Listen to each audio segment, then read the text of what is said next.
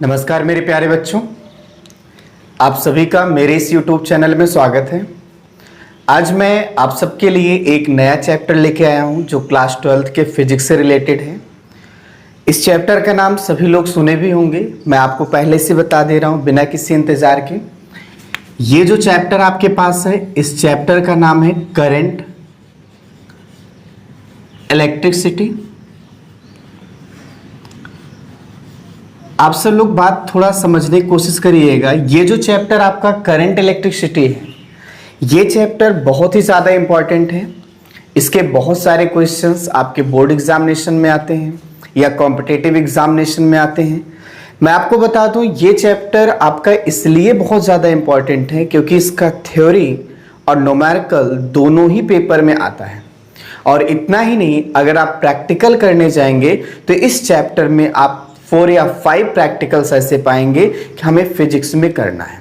तो कहीं ना कहीं ये चैप्टर बहुत ही ज़्यादा यूजफुल है, चाहे आप प्रैक्टिकल के अकॉर्डिंग देखोगे या आप थ्योरी के अकॉर्डिंग देखोगे या न्यूमेरिकल के अकॉर्डिंग देखोगे, या आप ऐसा कह सकते हैं कि अगर आप फिजिक्स के अकॉर्डिंग देखते हैं, बोर्ड एग्जामिनेशन के अकॉर्डिंग देखते हैं, तो ये चैप्टर बहुत ही ज़्यादा इंपॉर्टेंट है। इससे रिलेटेड क्वेश्चंस बहुत ज़्यादा आते हैं।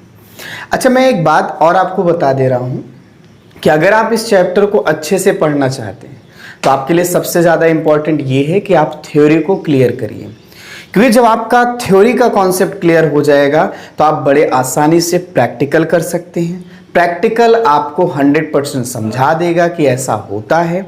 और इतना ही नहीं, आप न्यूमेरिकल जब करना सीख जाएंगे तो आपका थ्योरी और भी स्ट्रांग होगा। मैं आपको एक ही सलाह दूंगा कि अगर आपको फिजिक्स स्ट्रांग करना है तो न्यूमेरिकल स्ट्रांग करिए, क्योंकि न्यूमेरिकल स्ट्रांग होने से थ्योरी स्ट्रांग होती है।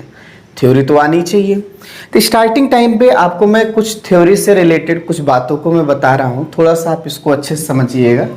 सबसे पहले ये जो चैप्टर हमारे पास है करंट इलेक्ट्रिसिटी, ये होता क्या है? तो ये अगर देखो तो 2 वर्ड इसमें है, एक है करंट और एक क्या है, इलेक्ट्रिसिटी। करंट मीन्स होता है फ्लो करना, ठीक है। करंट मीन्स क्या होता है, फ्लो करना। अब इलेक्ट्रिसिटी मतलब क्या होता है, इलेक्ट्रिक चार्ज।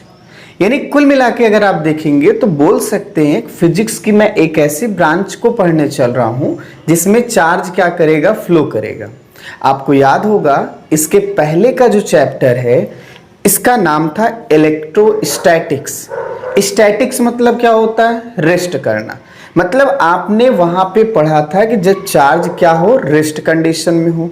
पर आज आपको क्या पढ़ना है कि जब चार्ज मोशन में हो, चार्ज फ्लो कर रहा हो। तो जब चार्ज फ्लो कर रहा होगा तो हम सभी लोग जो फिजिक्स की ब्रांच होगी उसे क्या नाम देंगे, करंट इलेक्ट्रिसिटी। अच्छा, मैं आपसे पूछूं, जो फ्लो करने की बात होती है वो कहीं ना कहीं 2 तरह से हो सकती है। एक एकदम कांस्टेंट वे में हो सकता है, एक कांस्टेंट स्पीड से हो सकता है, और दूसरा एक वेरिएबल स्पीड से हो सकता है। तो इस तरह से आप देखिए तो इस चैप्टर में आपको क्या बोलना है, थोड़ा आप अच्छी तरीके से समझिएगा। आप बोलेंगे यहां पर जो इलेक्ट्रिक चार्ज होगा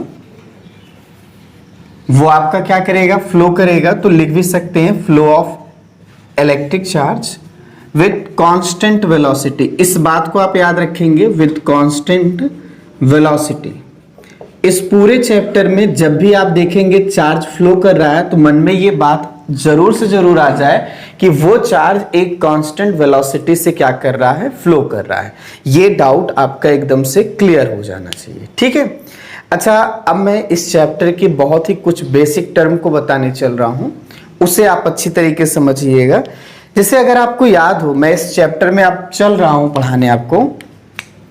अगर हम सभी लोग ध्यान से देखेंगे तो इस चैप्टर के अकॉर्डिंग हम कुछ छोटे छोटे बहुत ही इंपॉर्टेंट बेसिक टर्म को सीखने वाले हैं। जैसे आपने सुना होगा मटेरियल। हम सभी लोग यहाँ पे थोड़ा सा मटेरियल को देखेंगे। तो मटेरियल अगर आप देखें तो ये 10th की फिजिक्स में ही बताया जाता है। हमारे पास 3 तरह से मटेरियल हो सकते हैं। एक को हम सभी लोग क्या नाम देते हैं, एक को हम सभी लोग कहते हैं कंडक्टर। बात समझिएगा, एक को हम क्या नाम देते हैं, कंडक्टर। दूसरे को हम सभी लोग क्या नाम देते हैं, इंसुलेटर। और तीसरे को जो हम नाम देते हैं वो होता है खुद में एक चैप्टर जिसका नाम है सेमीकंडक्टर, जो आज के टाइम पे बहुत ही ज़्यादा इंपॉर्टेंट है। हम सभी लोग इसको या इसको इस चैप्टर में नहीं पढ़ने वाले हैं। जो पढ़ेंगे वो बेसिकली किसको पढ़ेंगे? कंडक्टर। सिंपल सी डेफिनेशन होती है, जिस भी मटेरियल में इलेक्ट्रिक चार्ज फ्लो करता है वो आपका क्या कहलाता है? कंडक्टर।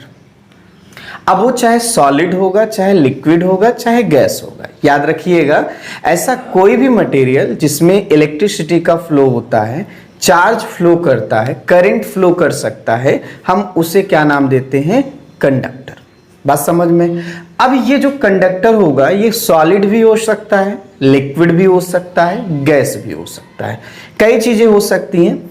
फिलहाल आपको मैं थोड़ा सा यहां पर भी क्लासिफिकेशन कर देता हूं। जैसे अगर हम सभी लोग यहां पर देखें, ये जो कंडक्टर है, अगर हम सॉलिड के फॉर्म में देखें तो मैक्सिमम आप सभी लोगों को मिलेगा, और सॉलिड के फॉर्म में जो कंडक्टर मिलेगा वो आम बात रहेगी आपको मेटल मिलेगा। Metal is a best example for conductor. ठीक है, अभी आपको मैं बताऊंगा भी कि आखिर चार्ज को कैसे कंडक्ट करते हैं, चार्ज इनमें कैसे फ्लो करता है, वो सारी चीजें मैं आपको बताऊंगा, थोड़ा सा वेट करिए। दूसरा, अभी मैं आपको बोल रहा था कि एक आपके पास क्या होगा? लिक्विड, और अगला क्या होगा? गैस।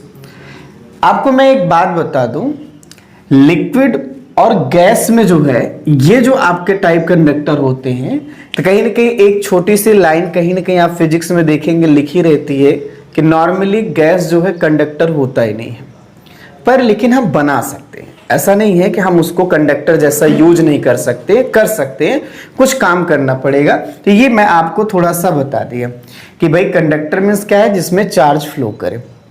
सॉलिड भी हो सकता है, लिक्विड और गैस भी हो सकता है। हाँ, इनकी जो नंबर्स हैं, गैस कंडक्टर्स जो हैं उनके नंबर्स बहुत कम होते हैं, वो ज़्यादा नहीं होते हैं। मैं इन्हीं में एक्सप्लेन कर दूं तो लिक्विड या गैस जब कंडक्टर के फॉर्म में काम करता है ना, तो आप सभी लोग इसे केमिस्ट्री में पढ़ते हैं। मैं आपको दोनों बातें बता देता हूं, अच्छी तरीके से समझिएगा। जैसे अगर हम सभी लोग सबसे पहले किसी मेटल का एग्जाम्पल लेते हैं, आप अच्छे से पढ़िए इसको। जैसे मान लीजिए हम किसी मेटल का एग्जाम्पल लेते हैं, तो मेटल में क्या होता है? अगर आप ध्यान से देखेंगे तो मेटल भी आपका एटम से ही मिलके बना हुआ है। सबको पता है कि जो मेटल है वो किससे मिलके बना हुआ है? एटम से मिलके बना हुआ है। और अगर आप एटम में देखेंगे तो आप जानते हैं कि एटम के दो पार्ट है, एक न्यूक्लियस है जिसपे कौन सा चार्ज होता है? पॉजिटिव, और एक आपके पास क्या होता है? Extra nucleus. एक्स्ट्रा न्यूक्लियस का मतलब क्या होता है? जिसमें इलेक्ट्रॉन्स रहेंगे, निगेटिव वाले रहेंगे। ध्यान दीजिएगा इस तरह से। अब ये जो इलेक्ट्रॉन है इनके बारे में आप थोड़ा सा समझिए। ये इलेक्ट्रॉन कई तरह से हो सकते हैं। जैसे हम सपोज कर लीजिए ये दो टाइप के इलेक्ट्रॉन को मैंने दिखाया है, एक आपके पास ये इलेक्ट्रॉन है और एक आपके पास ये इलेक्ट्रॉन है। एक न्यूक्लियस के बहुत क्या है? क्लोज है। अब आप ध्यान दीजिएगा, जो भी न्यूक्लियस के क्या है?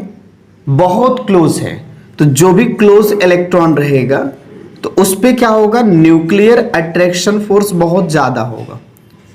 न्यूक्लियर अट्रैक्शन फोर्स क्या होगा? ज्यादा होगा। और अगर न्यूक्लियर अट्रैक्शन फोर्स क्या हुआ? ज्यादा हो गया, तो ये इलेक्ट्रॉन बंधा रहेगा। इसलिए इस टाइप के इलेक्ट्रॉन को हम कहते हैं बाउंड इलेक्ट्रॉन्स। क्या नाम देते हैं? बाउंड्स इलेक्ट्रॉन कहते हैं। थोड़ा सा आप इनको अच्छे से समझने की कोशिश करिए, ठीक है। लेकिन जो इलेक्ट्रॉन आप देखिए कहीं न कहीं न्यूक्लियस से दूर है, तो बोल सकते हैं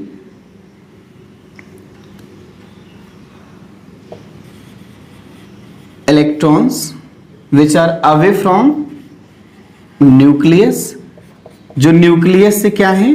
दूर है।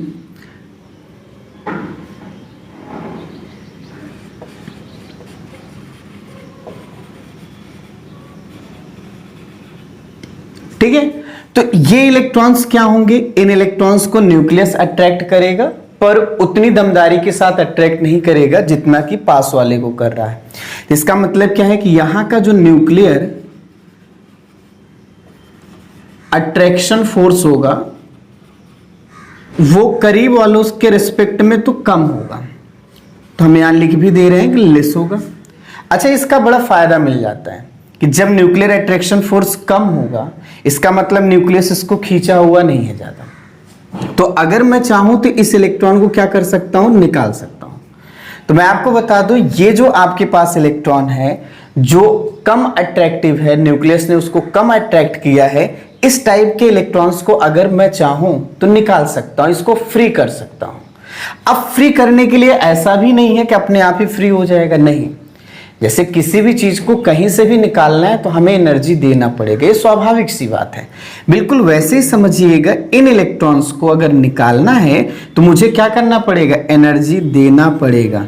तो जब हम यहाँ पे क्या करेंगे, एनर्जी देंगे, तो ये जो इलेक्ट्रॉन्स होंगे क्या हो जाएंगे, निकल जाएंगे।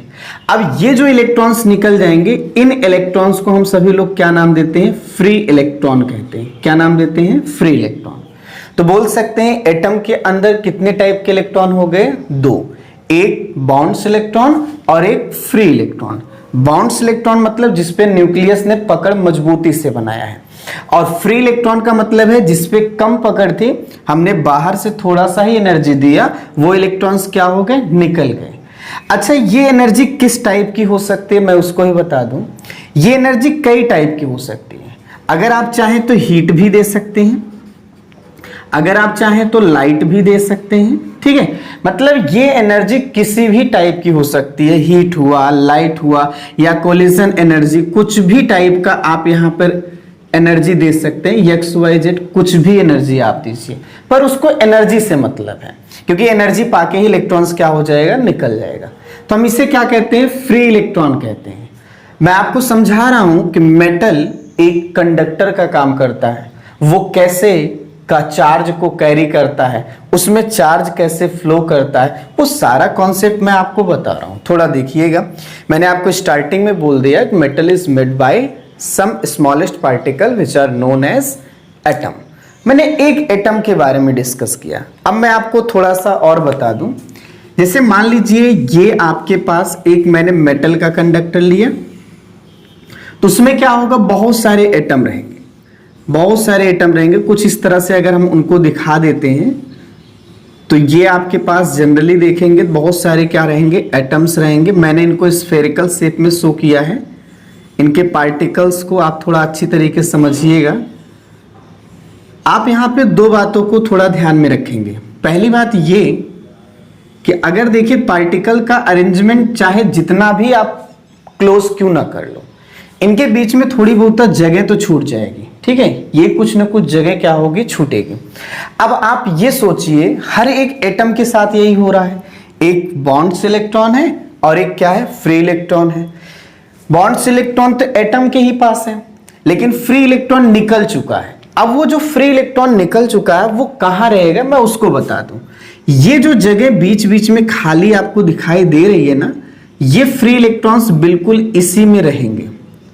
फ्री इलेक्ट्रॉन्स बिल्कुल क्या होंगे, इसी में रहेंगे। तो आप बोल सकते हैं कि ये आप जो दिखा रहे हैं, ये किसको दिखा रहे हैं, फ्री इलेक्ट्रॉन्स को दिखा रहे हैं। अब मैं आपसे पूछूं, किसी भी मेटल में बहुत सारे एटम हो सकते हैं, तो फ्री इलेक्ट्रॉन्स भी क्या हो सकते हैं, बहुत सारे हो सकते हैं। और जब फ्री इलेक्ट्रॉन बहुत सारे हो सकते हैं, तो आप जरा सोचो कि उनके बीच में कहीं ना कहीं रिपल्सन होगा, क्योंकि इलेक्ट्रॉन पे कैसा चार्ज होता है, नेगेटिव चार्ज होता है। और नेगेटिव चार्ज है तो उनके बीच में क्या होगा, रिपल्सन होगा। और रिपल्सन जब होगा तो इसका मतलब इलेक्ट्रॉन एक जगह पे ठहरेगा नहीं। यही बात मैं बता रहा हूं। यहां पे जो ये इलेक्ट्रॉन है, ये आपका इलेक्ट्रॉन क्या होगा, मूव करने वाला इलेक्ट्रॉन होगा, मोशन करने वाला इलेक्ट्रॉन होगा, या इसे मोबाइल इलेक्ट्रॉन बोल सकते हैं। मोबाइल इलेक्ट्रॉन मतलब क्या होता है, जो इलेक्ट्रॉन मूव कर रहा हो। यहां इलेक्ट्रॉन मूव कर रहा है, ठीक है। या आप ऐसे भी समझो, जैसे एक सिलेंडर है ना, उस सिलेंडर में आप गैस को फिल कर दीजिए, तो गैस के पार्टिकल्स क्या होते हैं, रैंडमली मोशन करते हैं। उनकी कोई फिक्स डायरेक्शन नहीं होती, रैंडमली क्या करते हैं, मोशन करते हैं। बिल्कुल वैसे जब इस कंडक्टर को, जो मेटालिक कंडक्टर है, जो एक मेटल है, हम इसका एनालिसिस करेंगे ना, तो हम ये बोलेंगे इस पूरे मेटल में फ्री इलेक्ट्रॉन बिल्कुल गैस के पार्टिकल जैसा काम करेंगे। यहां फ्री इलेक्ट्रॉन एक दूसरे से रिपल होंगे। रिपल होंगे तो ऐसा नहीं है कि एक ही डायरेक्शन में जाएंगे, ऐसा नहीं है। वो कईयों डायरेक्शन में जा सकते हैं। मैं बार बार बोल रहा हूं, इनका जो मोशन होगा रैंडमली रहेगा, किधर भी जा सकते हैं, कोई दिक्कत नहीं है, ठीक है। फिर भी आप समझिए कि हाँ मोशन हो रहा है। तो ये आपके पास एक टाइप का मोबाइल इलेक्ट्रॉन बोल सकते हैं। कौन सा इलेक्ट्रॉन बोल सकते हैं? Mobile electron. ठीक है। अच्छा, मैं आपको अब जो कॉन्सेप्ट बता रहा हूं उसे समझिएगा। जैसे मैंने बोला कि कंडक्टर हम उसे कहते हैं जिसमें चार्ज क्या करता है? फ्लो करता है। Charge is basically sum of electrons, आप सुने भी होंगे। अगर हम चार्ज की बात करते हैं तो चार्ज का मतलब क्या होता है? चार्ज मतलब Q इज इक्वल, आप क्या कहते हैं? Ne कहते हैं। E is electron, N is number of electrons. ठीक है। तो अगर हम चार्ज की बात करें तो चार्ज का मतलब क्या होता है? Ne ही होता है ना, इलेक्ट्रॉन्स ही होते हैं। तो अब मैं आपसे पूछ रहा हूं, इसमें तो ऑलरेडी फ्री इलेक्ट्रॉन्स हैं, इसमें तो ऑलरेडी फ्री इलेक्ट्रॉन्स हैं, लेकिन इन फ्री इलेक्ट्रॉन्स का जो मोशन है, इन फ्री इलेक्ट्रॉन्स का जो चलने का तरीका है वो एकदम से डिस्टर्ब है, रैंडमनेस है, किसी पर्टिकुलर डायरेक्शन में नहीं मूव कर रहे हैं। बात को समझिए। इसमें एक टाइप का मोबाइल चार्ज कैरियर है। मैं आपसे पूछना चाहता हूं, जैसे आपको मैं अब करंट की फीलिंग दिला रहा हूं, थोड़ा सा आप अच्छे समझिए। जैसे एक इंसान है, एक साइकिल है, साइकिल लेके जा रहा है, तो उसमें देखिए कैरियर होता है, उसे लोग कैरियर बोल देते हैं, वो बात अलग है, लेकिन उसे कैरियर कहा जाता है। उस कैरियर पर आप क्या करते हैं? कोई बर्डन रखते हैं, cycle one place to another place पे चला जाता है, तो बर्डन भी क्या होता है? उसी के साथ चला जाता है। बर्डन भी क्या होगा? उसी के साथ चला जाएगा। बिल्कुल समझ रहे हैं। लेकिन आप जरा सोचो कि अगर वही कैरियर ना होता तो क्या बर्डन जा सकता था? नहीं। मेरे कहने का मतलब क्या है? सेंस समझिए कि अगर चार्ज को one place to another place जाना है तो जिसमें से होके जाना है उसमें कैरियर का होना बहुत जरूरी है। अगर कैरियर नहीं रहेगा तो 100% कह सकते हैं charge one place to another place नहीं जा पाएगा। मैं आपको ऐसा भी बता देता हूं, जैसे आप छत पे खड़े हुए हैं और सामने भी एक छत है और सामने किसी पर्सन को आप कोई लेटर देना चाहते हैं, तो आप लेटर को क्या करेंगे? जैसे आप लिखेंगे, उसको बहुत बढ़िया से पुड़िया जैसा बनाएंगे, उसके बाद फेंकेंगे। तो हो सकता है वो पुड़िया डिस्टेंस थोड़ा ज़्यादा है, हो सकता है उस व्यक्ति के पास ना पहुंच पाए, क्योंकि आपने जितनी ताकत से फेंका हो सकता है वो इतना सफिशिएंट ना हो कि अगले के पास मैसेज जा सके। तो आप एक जुआड़ लगाते हैं, उसमें एक पत्थर का टुकड़ा डालते हैं और पत्थर का टुकड़ा डाल के तब बांध के तब फेंकते हैं, पहुंच जाता है। क्या मैं पूछूं, पत्थर का टुकड़ा क्या मैसेज है? नहीं। पत्थर का टुकड़ा एक जरिया है। पत्थर का टुकड़ा एक क्या है? जरिया है, एक मीडियम है। बिल्कुल उसी तरह से मैं बोल रहा हूं कि जिस तरह से मैसेज को पहुंचाने के लिए पत्थर का टुकड़ा एक जरिया बना, बिल्कुल उसी तरह से अगर चार्ज को एक जगह से दूसरे जगह जाना है तो कैरियर की जरूरत पड़ती है। अब वो कैरियर यहां पर क्या होगा? यही फ्री इलेक्ट्रॉन्स करेंगे। यानी अगर हम सभी लोग यहां पे बात करें तो फ्री इलेक्ट्रॉन्स क्या है? तो आप बोलेंगे फ्री इलेक्ट्रॉन्स एक टाइप के यहां पे क्या है? कैरियर है, जो चार्ज को कैरी करेंगे और एक जगह से दूसरे जगह ले जाने का काम करेंगे। तो आप मन में होगा बाउंड्स इलेक्ट्रॉन, क्या चार्ज का फ्लो बाउंड्स इलेक्ट्रॉन की वजह से भी हो सकता है? तो आप बोलेंगे ऐसा नहीं है।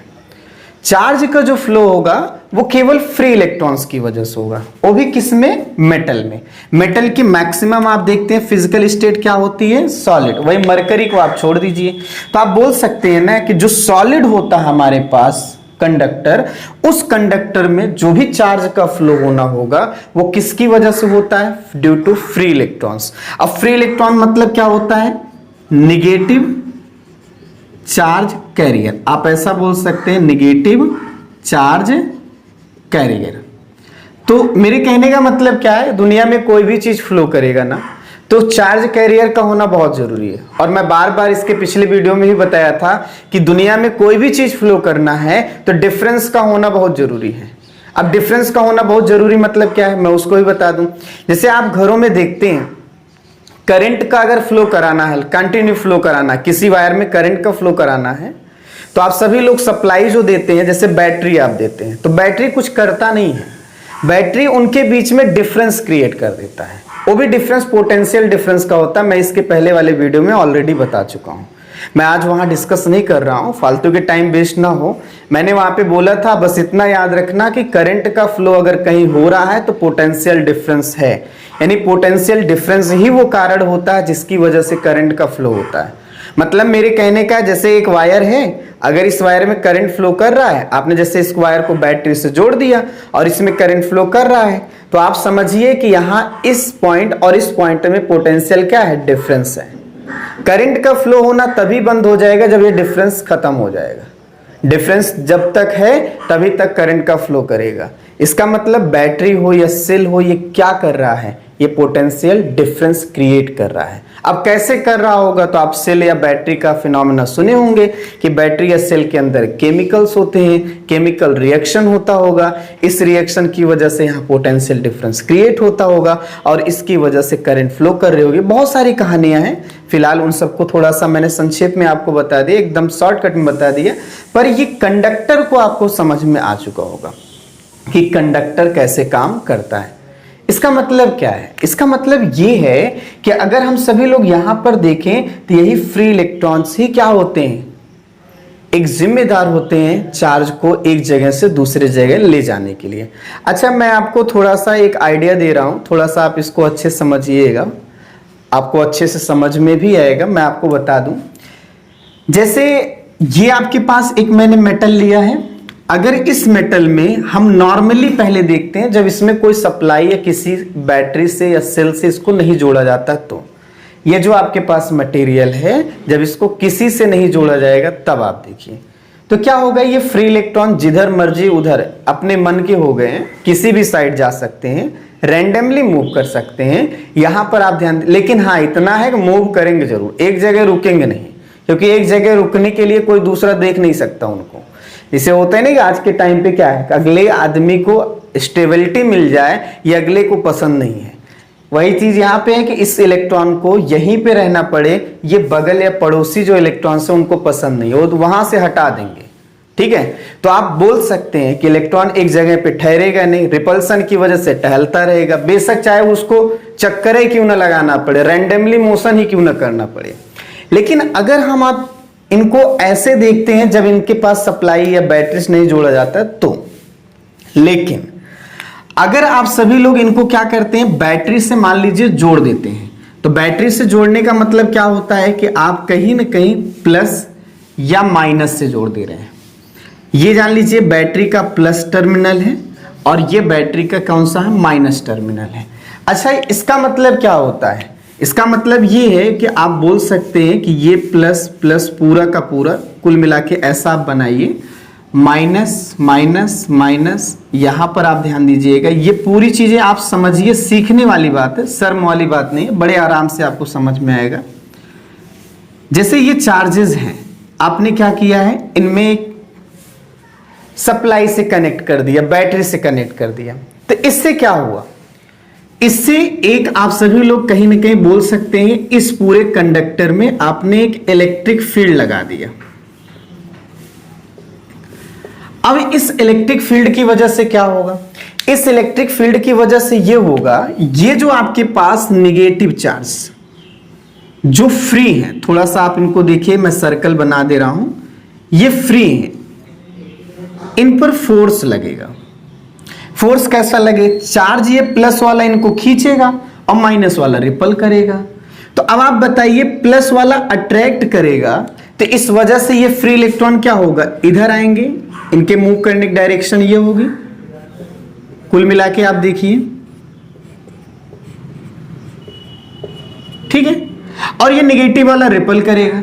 तो कुल मिला के आप ये समझिए कि जब आपने यहां पे मेटल में इलेक्ट्रिक फील्ड लगाया, तो जो मूवमेंट है, डायरेक्शन ऑफ फ्री इलेक्ट्रॉन, जो फ्री इलेक्ट्रॉन के मूव करने की जो डायरेक्शन है, वो कहीं ना कहीं क्या है, जस्ट निगेटिव फील्ड से, ये आपके पास निगेटिव फील्ड है